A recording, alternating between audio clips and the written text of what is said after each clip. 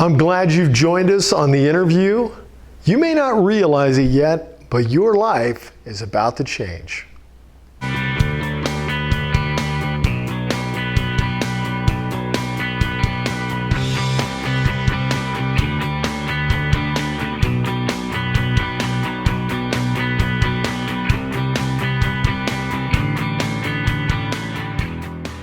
I am so glad that you have joined us on the interview. I'm Dr. Rick Waj. I have a very dear friend of mine who has come from the far land of Israel, and she is here to talk to us about her ministry, which is Christian Friends of Israeli Communities. Her name is Sondra Baras. Sondra, good to see you. Great to see you. It's been a while. It has been. Too many years. A lot's been going on with me. What's been going on with you? Well,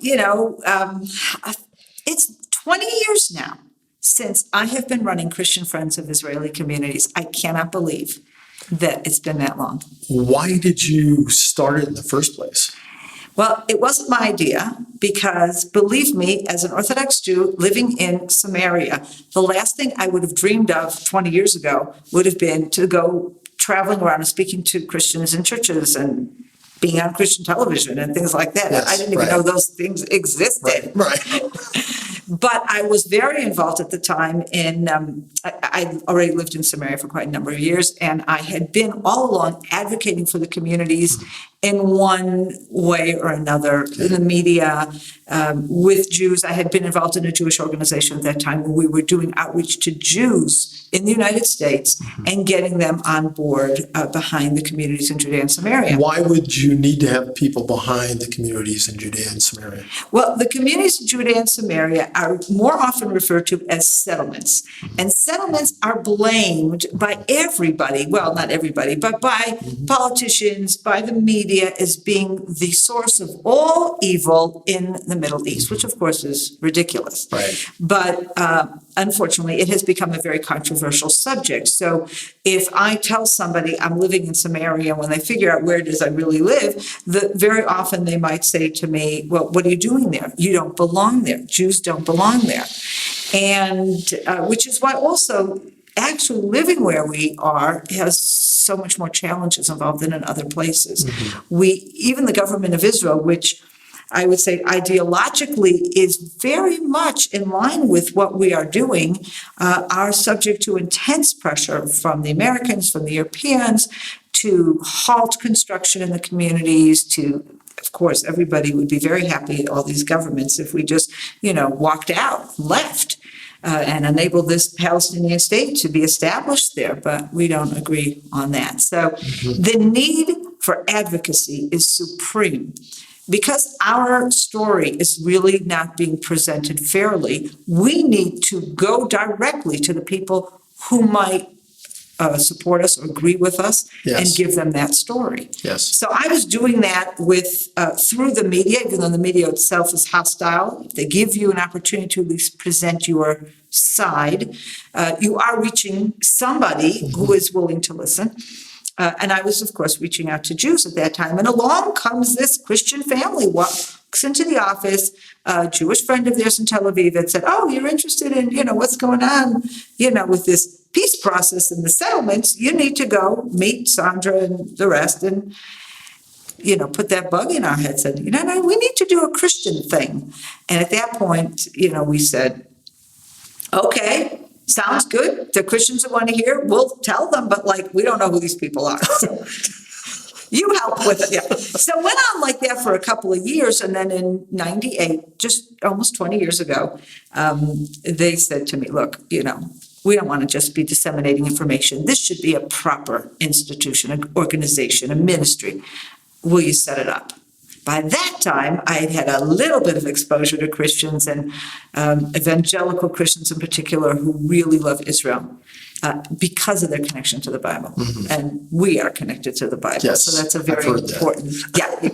Yeah, we are. So that's how it began. And really, it's just been an amazing journey all these years as I have traveled the globe, literally, and spoken to Christians in churches, in people's homes, writing, broadcasting, putting out messages through email and Facebook and everywhere possible, getting our story out there. Is it making a difference? I think so. Definitely. You don't know how much you can take credit for, how much someone else can take credit for in what you're doing. And I believe all of us who are involved in one way or the other in this work, basically, God is looking to make sure we're getting involved. He's the one who's making sure the work is being blessed, but it is being blessed. So if I see, for example, this past summer, not this summer, a year and a half ago, during the Republican convention, when they chose the candidate for prime minister, for president. And there was activity going on there at the convention that resulted in, for the first time in history, the Republican Party platform dropped the words two-state solution. Dropped it. Now, how did that happen? Because me and people like me have been out there educating anyone who's willing to listen why this is no good. Right. And there's no question that some of the people that were there, the politicians, whoever, the party activists, whatever, that were part of pushing this through are people that have heard our messages. That's just one example. Because the two-state solution, as they call it, is not a solution at all. It creates a nightmare for the Jewish people. Absolutely. It's a disaster. It's a disaster for security reasons. Look what happened with Gaza. And we were working very hard in 2005 to try to prevent Israel's withdrawal from Gaza, and we failed. If there was one good thing that happened from that, though, it was that today it is so obvious to anybody who has eyes in their head what happens when you withdraw from a part of the land of Israel. What does it turn into? It turns into a terrorist mini-state. That's right. And that's what we have on our borders, and this is what Israel now is investing millions, if not billions of dollars in all kinds of technology to prevent them from digging tunnels under our border. And, of course, we have to constantly be vigilant, and we've built the Iron Dome to protect us from the missiles and the rockets that they're sending. And that's our life. So if we were to withdraw from Judea and Samaria, it would be much worse, because Judea and Samaria is in the middle of the country. Yes. So, And that's the heartland of the Bible, the stories of the Bible. Exactly. I guess many Christians, like me, have believed that the majority of the stories take place in Jerusalem. But it doesn't. And they certainly don't take place in Tel Aviv. No, that's a modern invention. A nice one, albeit, but modern invention. Right. Just think of it. If I open my Bible, Genesis 12, right? What do we read in Genesis 12? God says to Abraham, go to the land that I will show you. Where's his first stop? Verse 6, and Abram passed through the land to the place of Shechem, to the oak of Moreh. All right, well, that's in Samaria. And I stand up on these mountaintops there on the oak of Moreh. There's a modern Jewish community there now called Elon Moreh. I stand there, Mount Gerizim, any of these places in the area. And and I bring groups there all the time. I say, here we are, and I pull out the Bible, and I read the scripture, and this is what happened, and this is the significance. And then I say, now you tell me, does it make any sense whatsoever that the very place where God first promised the land to Abraham for his children, right, is a place that Jews don't belong? Because this is it. We are standing in the middle of that place that everyone says, Palestinian state. Well, I'm sorry, but this makes no sense. So it's not just a question of security. It's a question of what I would call biblical and spiritual honesty. If you're going to say that the land of Israel belongs to the Jewish people, that we have a right after 2,000 years of dispersion to come back and reestablish our own state in that land, how can you then deny our right to be in the place where our connection to that land began? Right. Yeah, it's a complete disconnect. Exactly. It doesn't make any sense that the Palestinians were the ones who possessed that land originally, and there's no history for that. It's made up. Absolutely. So what are the struggles that the people are going through right now in the settlements in Okay. Advanced area? Okay, so first of all, one of the reasons that our organization was established, the FOIC Heartland, was because at the time, and to a certain extent today as well, there was a continuous boycott on the communities. Boycott even from Jewish philanthropies. So, for example, every community has things that they're doing, good works. I mean, I would contend that we probably have more good works going on in the communities than in the average place, because we didn't just come there to settle the land. We came there to create biblically true societies, which means if you have children with special needs, if you have needy families, you don't just say, okay, well, let welfare take care of them. As a community, you say, how can we make their lives better? Okay. Now, typically in Israel, you have philanthropy. People in Israel, and particularly outside of Israel, are raising money and taking care of doing things. The philanthropies that would typically support projects of this sort all over Israel refused to support projects of this sort in Israel.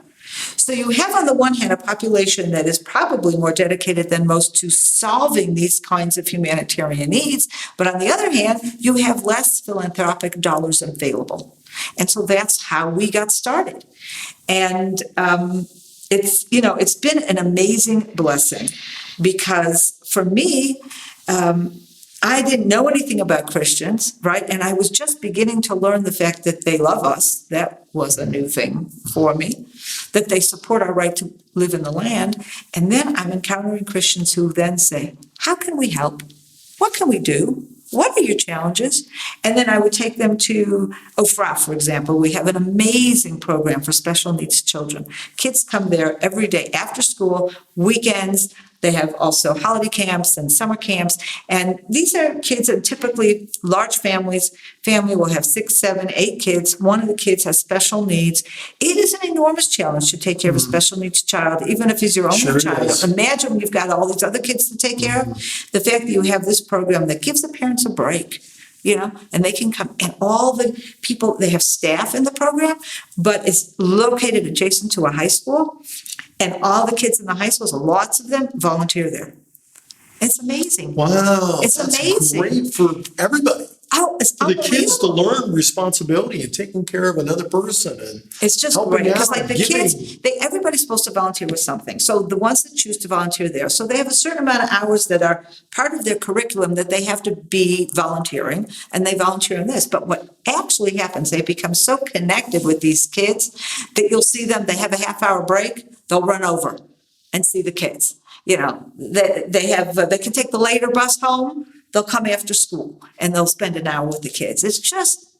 We have kids there that graduated high school long ago, are in the Army, and they'll still come for the camps. Wow. They want to be counselors in the camps. And a camp like this, every single child has to have one counselor, if not 2. Wow. Because these kids you can't imagine kids in wheelchairs with cerebral palsy or whatever similar, and they take them to an amusement park.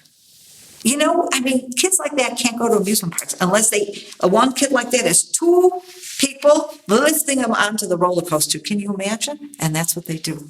It's fabulous. So that's just one of the kinds of things we're dealing with. Now, a few years back, and I know there's been an ongoing amount of rockets that come through that are shot over the borders. How are you doing now with that? And what are you participating in something that's helping the community with? Maybe not warding it off, but being able to protect them in the process. Okay, so the area that we're in, Judea and Samaria, we were, until 2005, there were communities in Gaza. And of course, they were the hardest hit on this issue. Since we left Gaza, the communities that are being hit from Gaza are in a different area. They're southwest of Israel, and we're not involved in those areas. Those are areas that are receiving a lot of support from all kinds of organizations. Our threat is from the Palestinians who live in the villages and towns just across the street from us, just next door to us. And what's the risk? What's the problem? Well, there is Hamas in these places. There are individual terrorists. It can be in my own community, for example. I live in Karnei Shomron. So not too long ago, 2 teenagers with knives just try to walk into the community. Now, every community has some kind of a guard post at the entrance. We usually have fences around as well. Now, when I So moved they're to closed communities. yeah, they have to be. And when I moved into the community, it wasn't. You walked in, you walked out. Arabs walked in and walked out. In fact, we have a shopping center that was built, it was completed around 2000, 2001, something like that. When it was first planned, it's built right on the main road. And the idea was this would be a shopping center for Jews and Arabs to both use. But then in the fall of 2000, we had the second intifada, and that whole kind of reality came to an end. And suddenly we had to, and I think rightfully so, suspect that any Arab coming in might be armed, might be coming with sinister motivation. Help people understand what the Intifada meant. What did that do? What was it proclaiming? Okay, well, this was Arabs who live in our area, in Judea and Samaria, who have been radicalized and unfortunately fed for more than a generation now terrible lies about Israel and are being raised up to hate, to want to kill, etc. How that played out in 2000, all of a sudden there were mass uprisings all over the place. There were violent riots aimed sometimes at soldiers, but also aimed at ordinary people, civilians, men, women, children, traveling on the roads. They started by throwing rocks, then they started throwing Molotov cocktails. Then they had arms, weapons. They were shooting at people just driving on the roads. I remember at that time, there was a family that was driving from our community to town just to, do some errands. It was a summer afternoon, and they were shot at. The mother of the family was killed. She was pregnant. The father was shot and is survived, but is paralyzed from the waist down, as is his daughter, who was also in the car. These kind of events were happening every other day. Coffee shops in Jerusalem and in Tel Aviv were being blown up. Buses were being attacked. It was a terrible, terrible time. In our own community, we have, unfortunately, the privilege, quote unquote, of being the first community that the terrorists actually came into. Till that time, they would shoot us as we left the community driving on the road. Then the suicide bomber came into our community, blew himself up, and 3 teenagers were murdered. Saturday night, they're having pizza, having a good time. It was someone's birthday, and this was what happened at that time. As a result, the whole issue of security ever since then has become very, very serious.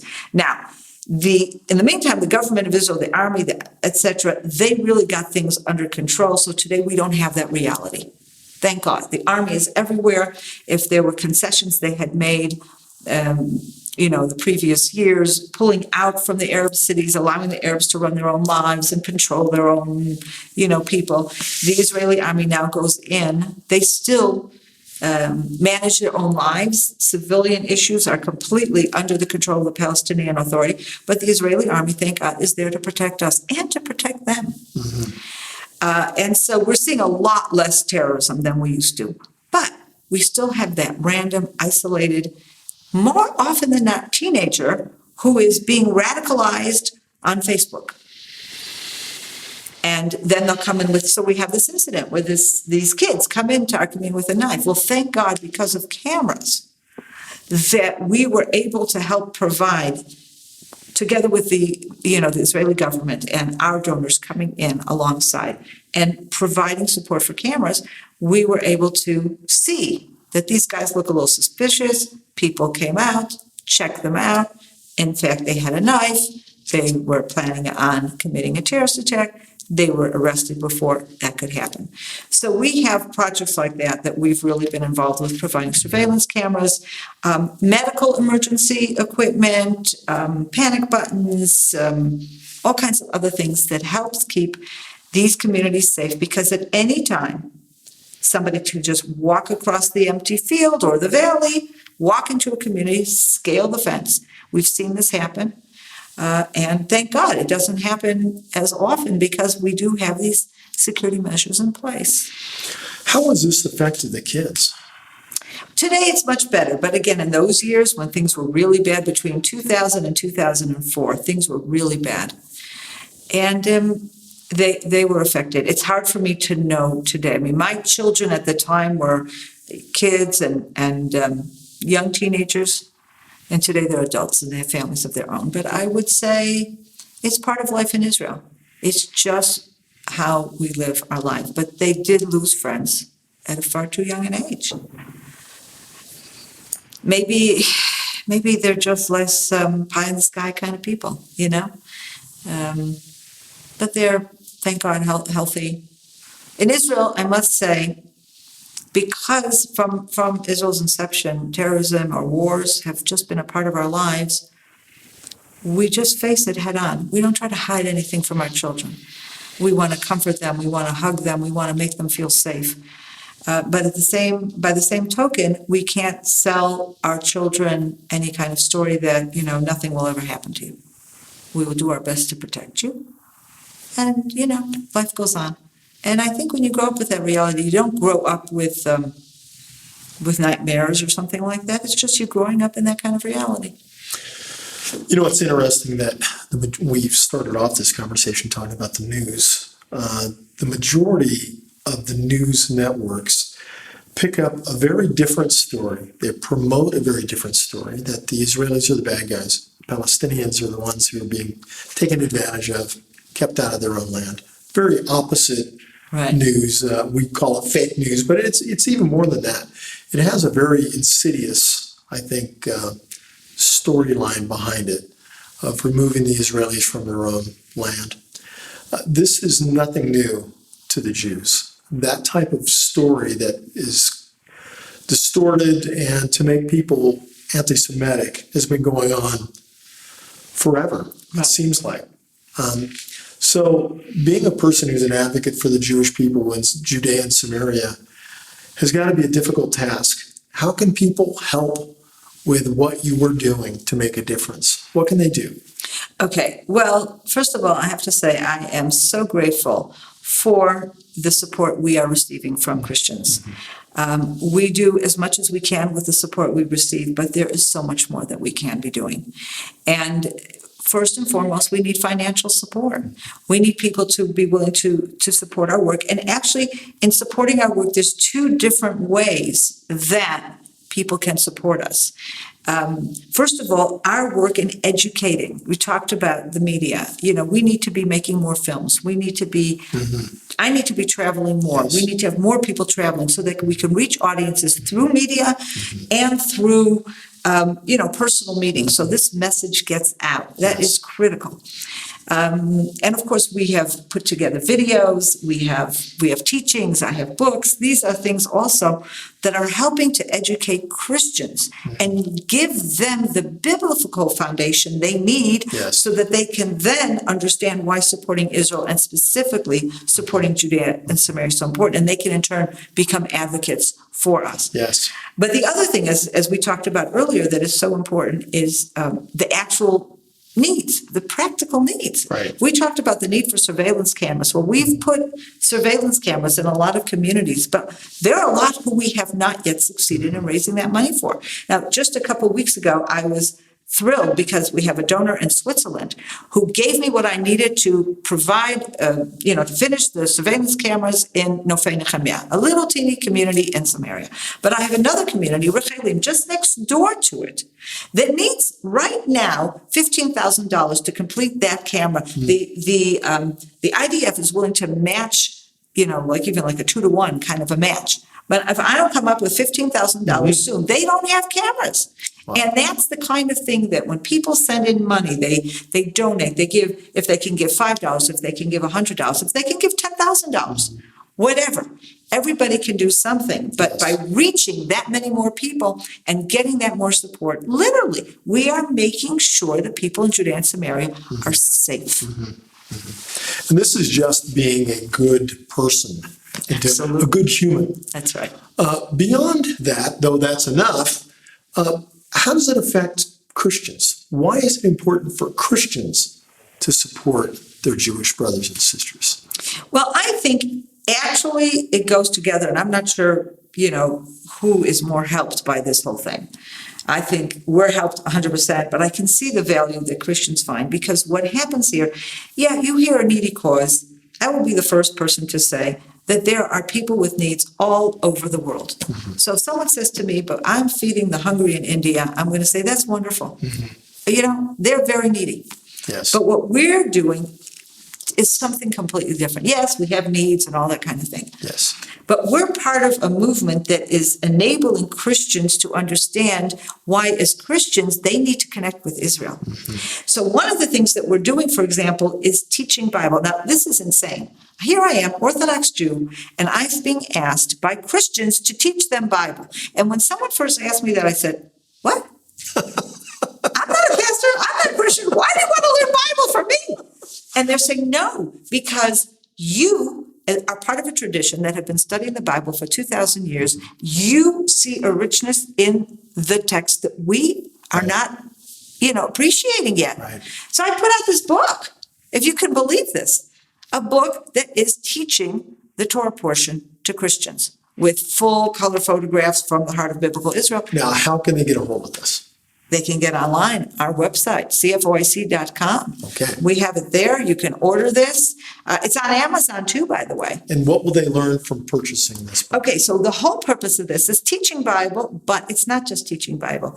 It is what we say, insights on the weekly Torah portion from the heart of biblical Israel. And that is key, because the insights here are always from the perspective of someone, me, living in biblical Israel, taking part in the restoration of Israel. And that's what this is about. It's the connection between the modern restoration of Israel and Judea and Samaria with the pictures. That's what the pictures are all about. Who are these people? And every picture connects in some way to what we're talking about in the biblical portion. Love it. I love it. And you also have DVDs. I do. Well, this is also a similar kind of thing, but this is in film. I have a 5-part series taking you through the book of Genesis, teachings, and it's the same idea. What does the Bible have to tell us? What does it have to tell Christians about who are the Jews, the choosing of a chosen people? This is God's plan. You want to know why to support Israel? You got to read the Bible this way. And that was filmed in the heartland of Israel. Absolutely. So people can get a feeling for the land and what it looks like and what it looked like even back then. Not a whole lot has changed in a lot of these areas. Absolutely. That's fantastic. Sondra, it is always good to have you on the set. It's always good to interface with you about what's going on. God is working in your life. You are making a difference in this world. That's what this show is actually all about. That's what ITVN Israel TV Network is all about. We want to make a difference. And we want to start where God says, and that is first to the Jewish people. We want to be a friend to the Israelis. We want to make a difference. Thank you so much for being on the show today. Thank you, Rick. It's been a pleasure. And thank you for watching. You're always so encouraging to us with your emails. And you can help support CFOIC, Christian Friends of Israeli Communities, by going on their website, cfoic.com, and make a difference in the life of a whole community. By doing so, it'll change your own life. We'll see you next time. Shalom, shalom.